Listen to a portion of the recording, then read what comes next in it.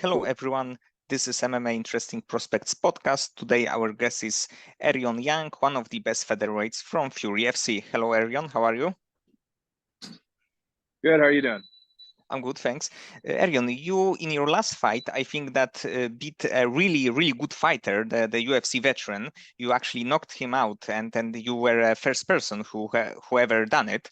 So, if you can tell me, what do you think overall about this performance, and what do you think should be next for you after this? So yeah, it was a really big fight for me because it was kind of a proving grounds fight. Like you said, it was a guy who had fought in the UFC already. He had a good record. I think he was 14-4, never been finished. So I went ahead and was the first person to finish him, and I think it was a big notch on my belt. And uh, I was calling to get into the UFC. I think I'm ready for whenever I get that call. So it's just kind of a waiting game right now. Being open for if I get that contract or if I need to get more fights. Whatever I need to do, just kind of staying ready for that. So. And actually MMA Junkie like listed you with the as the one of the like prospects who can earn a UFC contract with your win on August. So I think that right now with the like 6 straight wins, and especially that you defeated very good fighters like Minus, like Arik Mercado, like Loren Thibodeau. So I think that right now is your time, and maybe not this year, but like early next year, you should fight for the UFC. Yep. Yep. Yep. Yeah. Honestly, a dream would be we got Brandon Royval fighting December 15th for the world title, one of my teammates. So I'm just gonna be ready, and it'd be sweet to join him on that card in Vegas. So hopefully, maybe I got a couple more chances this year. If not next year, I'm hoping to fight, at that highest level for sure. And you are much more experienced than 8-7-1 record, because you have a 12 amateur bouts. So I think that you actually are really not only more like experienced, but also more dangerous, because it means that you seen more things than many people can think. Yeah, I had quite a bit of amateur fights, and those were all when I was pretty young. So I got to make a lot of mistakes as a teenager and learn a lot from that. And I think it's just helped me so much be prepared for these fights, because not everything about fighting is all just the fighting part. It's the lead up, how you're doing your weight cuts, how you're managing, everything you have to do leading up to it. I think that's all super important, and it's just stuff that it's all trial and error. And amateur career is a little bit like the proving ground, and you actually like as the results, it's you prove that you even on the amateur level you are a great fighter, because 9-3 it's not bad record. It's actually very good for a young fighter.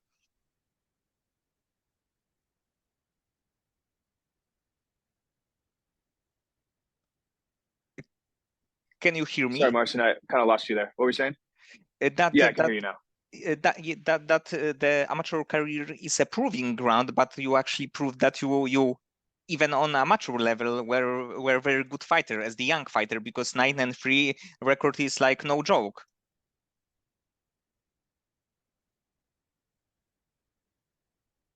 Yeah, for amateurs, and I think that's what most people at least should be doing is, and amateurs, it really is not going to matter at the end of the day. So you take the toughest fights you can.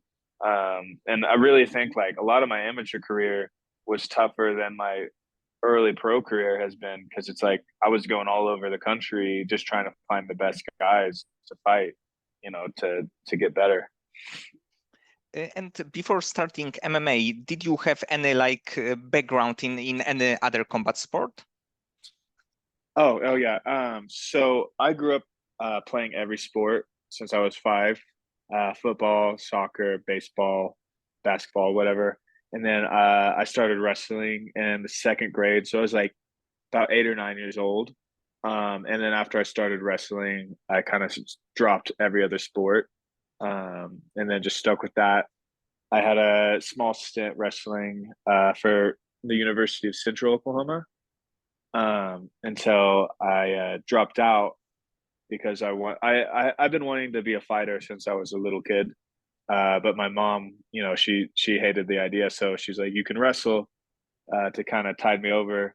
And then I tried just wrestling, and I'd gone to school, and I hated it. So I dropped out and moved to California to pursue MMA full time.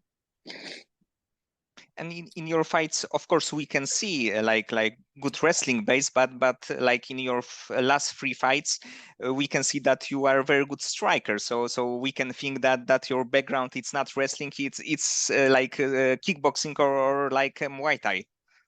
Yeah, and I have to attribute all of that to Mark Montoya and everyone I train with at Factory X. It's because if you can't strike at that gym, you're not going to make it. Because I mean, we are at so many killers, some of the best leg kickers in the world.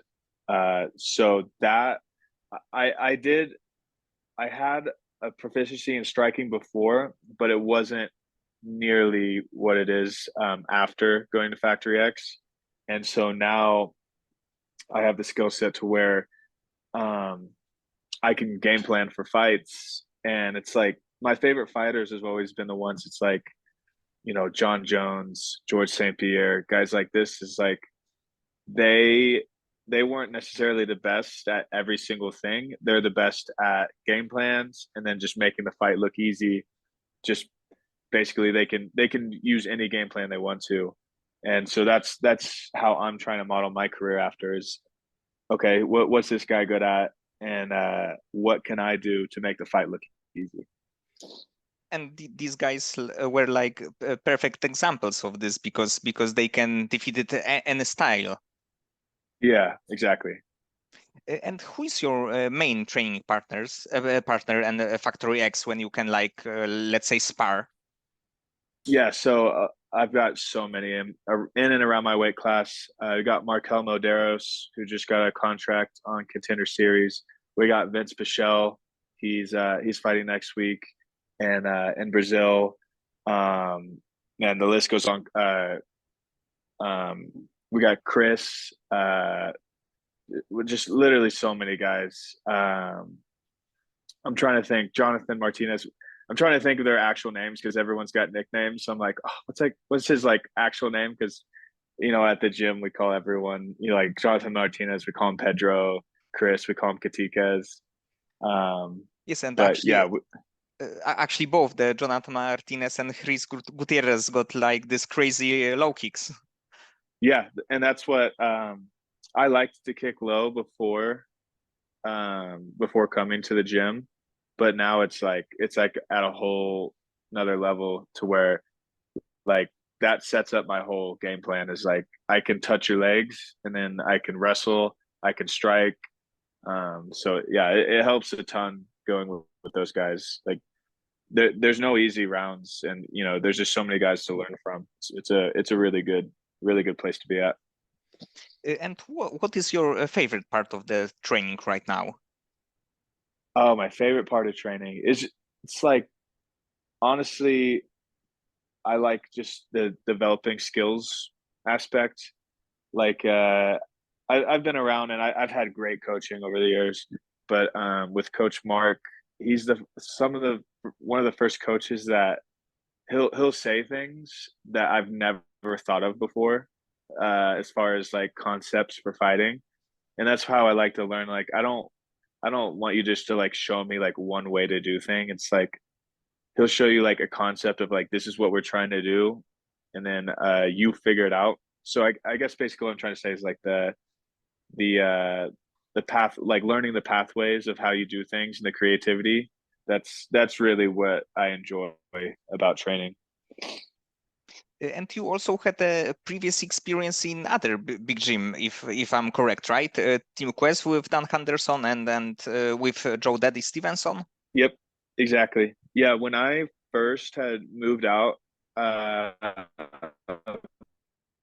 California, got out of school, and I got on a bus, and I went to Los Angeles with zero plan. The only plan was that I was just gonna find, be a fighter, find a gym to train at, and I ended up getting connected with Joe Daddy because he knew a chiropractor that was friends with my dad, and that I had been in contact with, and he connected us, and within the first day of meeting Joe Daddy, he gave me a place to stay. He brought me to his house, got me a job, working on a TV show. He's a MMA consultant for Kingdom, is a MMA TV show. So he got me a job working there, a place to train. Like really just like did so much for me, and I stayed living with the Stevensons for I don't know, I'd say 2 or 3 years, and like really became a part of their family. And I owed a lot to Joe. So I was out training with him in Victorville, and I kind of had an injury, went home for a little bit, and then he started coaching at Dan Henderson's gym in Temecula, and I came back and checked it out and felt like it was a little bit better fit. I liked the area a little bit more, and then I still got to train with Joe. So then I ended up training there for a couple of years before I decided to leave California. So yeah, I've been super fortunate with my coaching and everything I've got to experience. It's really helped me get to where I'm at.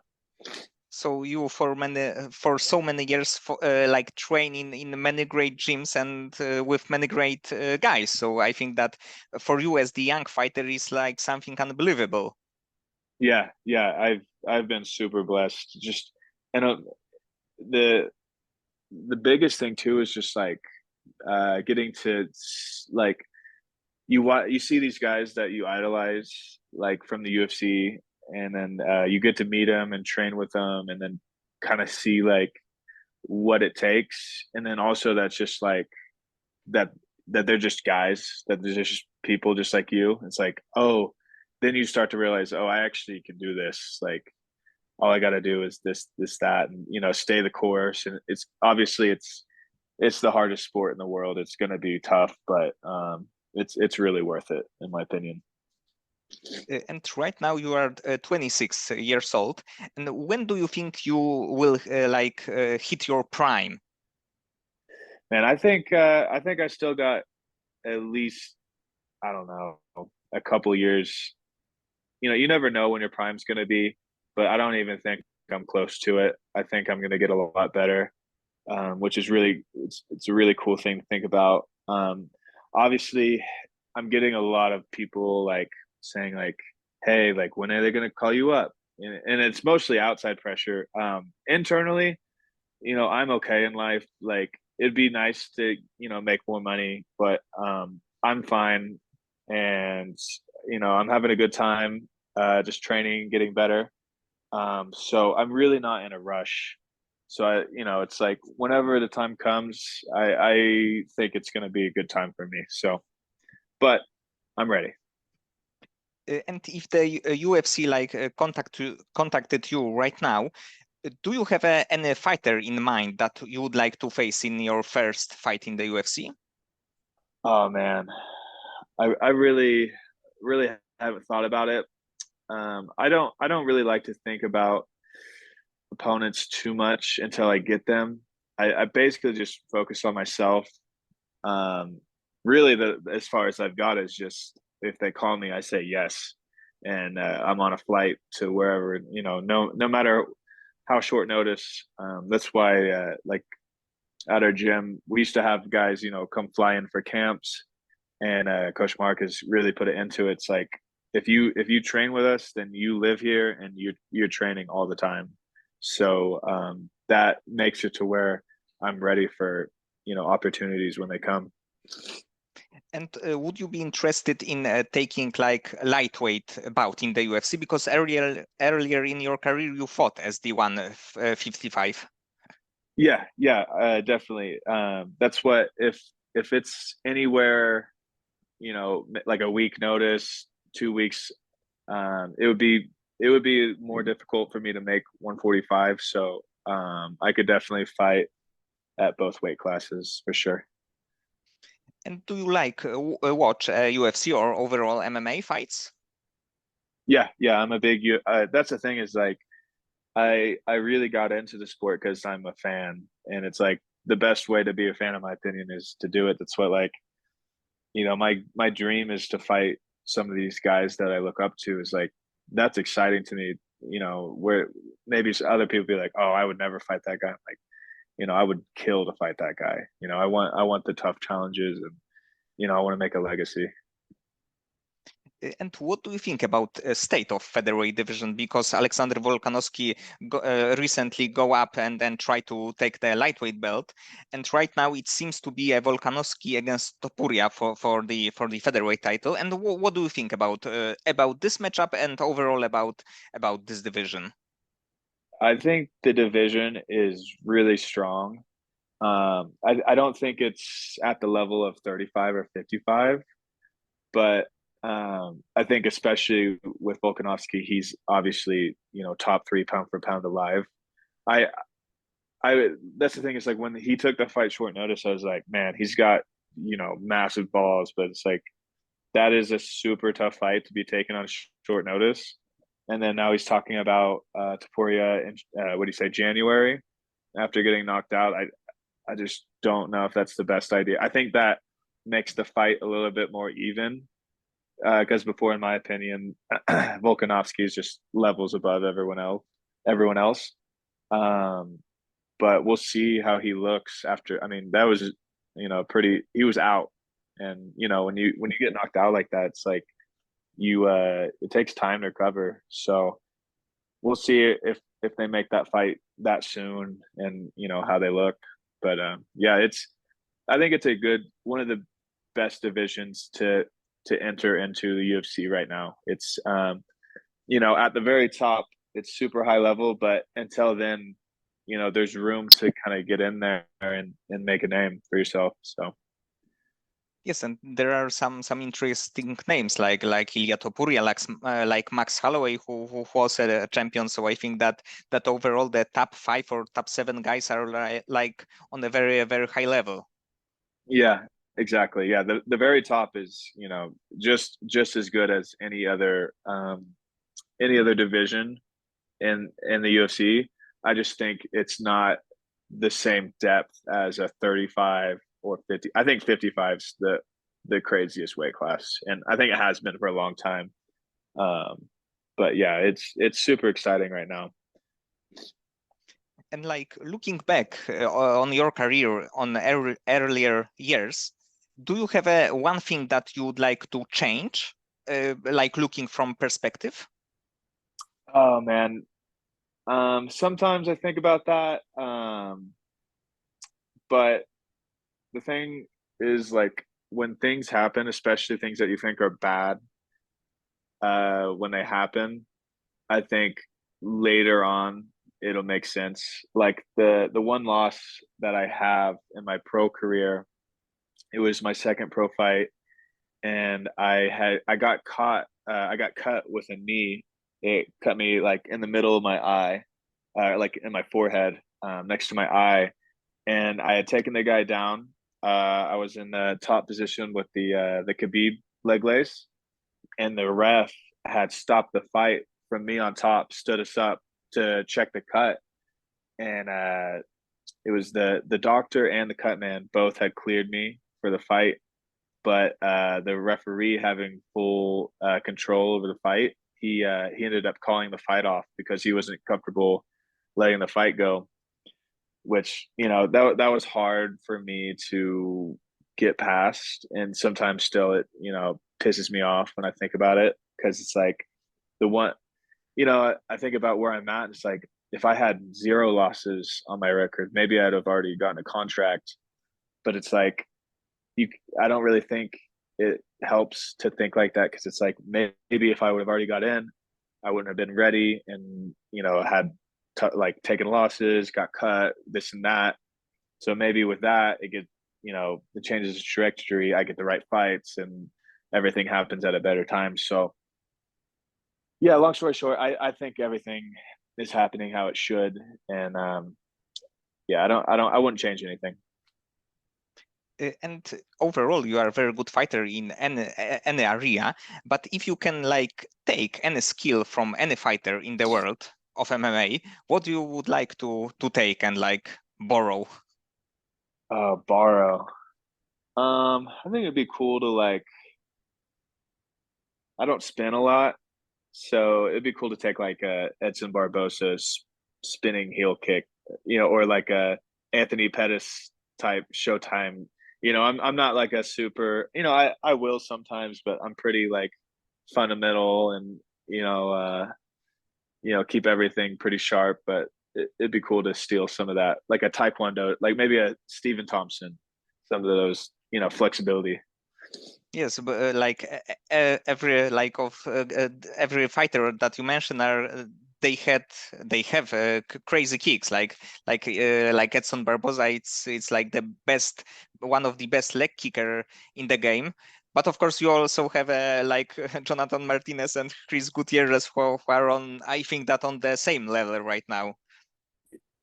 Yeah, exactly. And it's what those guys like. There was one practice that Chris he took the whole practice to show us, it's his spinning attacks and what he does. Just like my hips don't do the same things that his does. He's crazy flexible. He's a really really gifted athlete. Yeah, he's a really good asset for us for sure. And how do you deal with this stress before your fights? I am big on meditation. Um, every single day before every training, and then a lot of times before I go to sleep. And I think it's just pretty much practicing how to turn your mind off. I think a lot of guys lose fights like right before, which just doubt and just overthinking. That's what I think. Uh, if of everything, like obviously skills, like I have the skills to win fights, but I think my best asset is like literally being able to shut my mind off when I fight and just be present and just react and kind of stay focused. So that's big for me. And when you meditate, you like focused on your breath or do something else? Yeah, I use an app.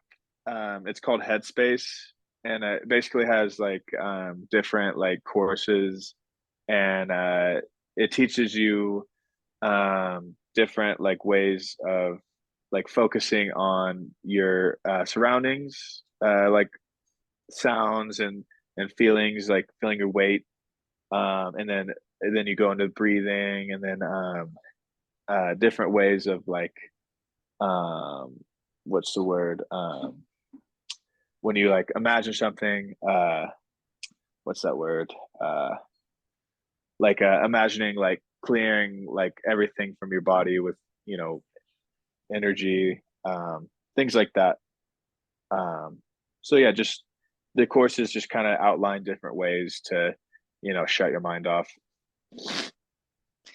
And right now, I think that you are in a great position overall because you have a great record, great skills. You, in my opinion, are close to being signed to the UFC. But 10 years ago, would you believe that it is possible that you will be so close? Yeah, that's funny because so 10 years ago I was 16, and I was just kind of getting into like the fighting part. So like as soon as I got my license, I went to the boxing gym.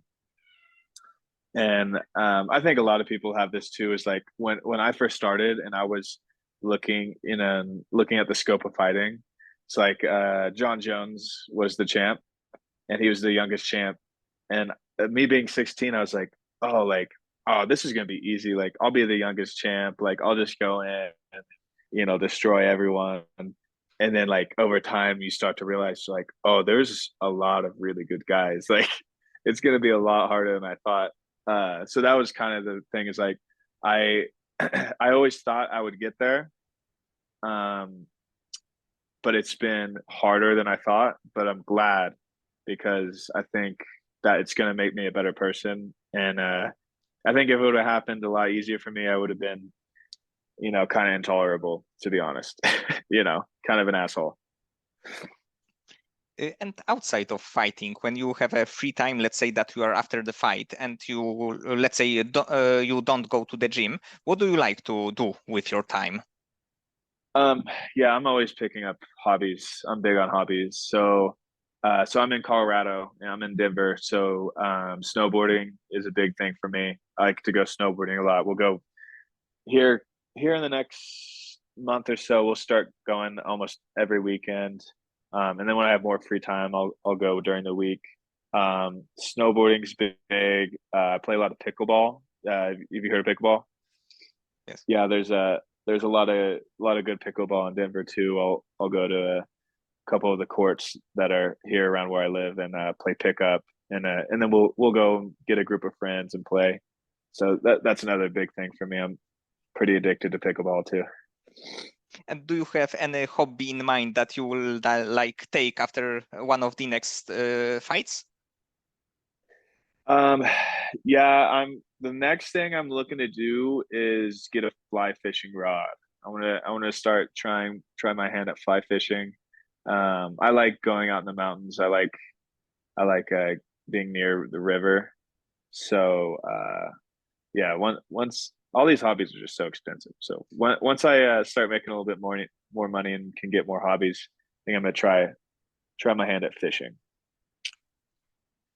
So you are definitely like if you have a time, you always are you are always like find something to do. So I think that it's good also for your head to just be focused on something else and also something new all the time. Yeah, exactly. Like I'm very big on like, and that's something I've learned is like when I was in California and I lived at the Stevensons, and I was living at my coach's houses, it was like fighting all the time. I'm at the gym 8-10 hours a day. That's all I thought about, and I think I was overdoing it and burning myself out. And I think now that I've kind of moved and got my own life and I have a good group of friends and I have things to do, it's like when I'm training, I'm super focused on training and I do everything I need to do, but then I decompress and just completely don't think about it. And I really think that it's elevated me as a fighter, just because like if I don't have a release, then I lose my mind. I can't do that. I like to have fun. I like to do a bunch of stuff. So yeah. And I have two last questions. They actually are quite similar, but it's about like your first thought. It's what is for you it's overrated. One thing in from any area of your life. One thing in my life that's overrated. Overrated that you think that something is overrated. Oh, that's something I think's overrated. Oh, okay. Just about anything. Anything. It can be anything. Like your Uh, first thought, let's say. oh, overrated. Here, let me ask my girlfriend.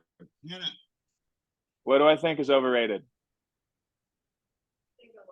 I know. I think a lot of things are overrated. That's a hard question. Um, uh, yeah. Whataburger. I think Whataburger is overrated.